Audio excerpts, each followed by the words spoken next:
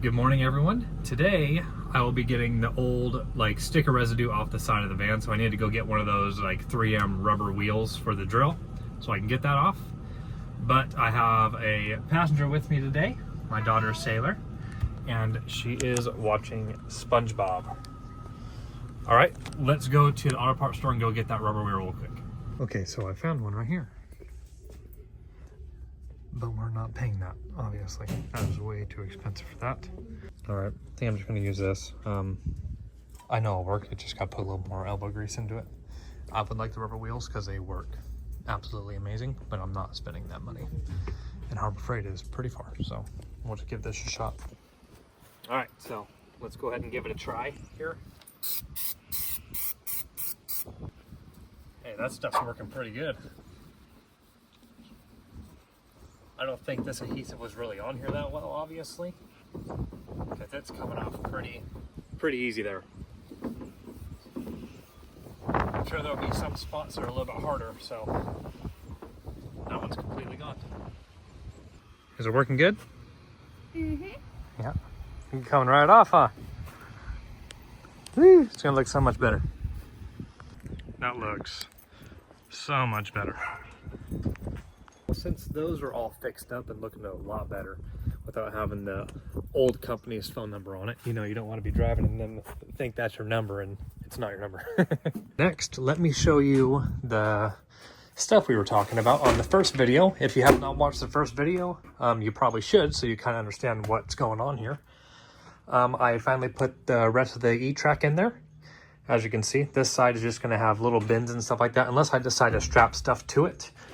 And on this side, I did what we talked about. I put a 5-foot section in right there.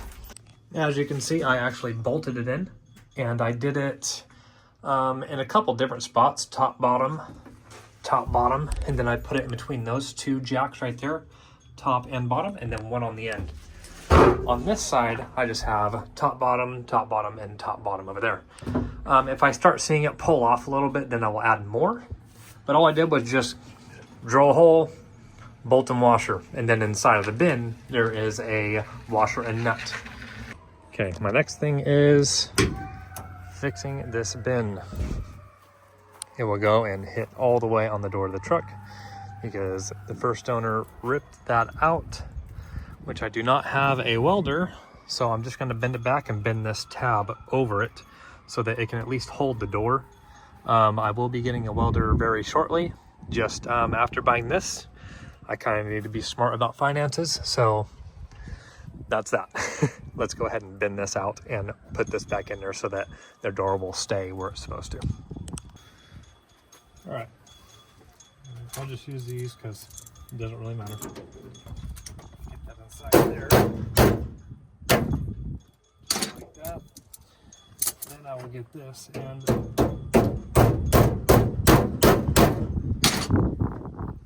pretty, but it works.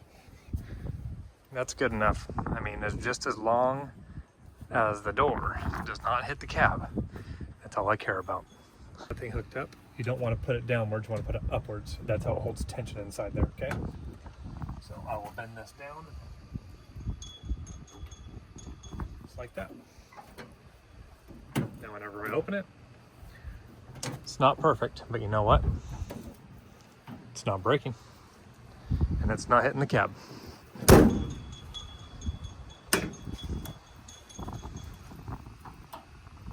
Just like that.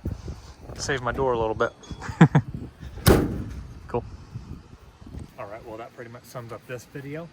I appreciate you watching.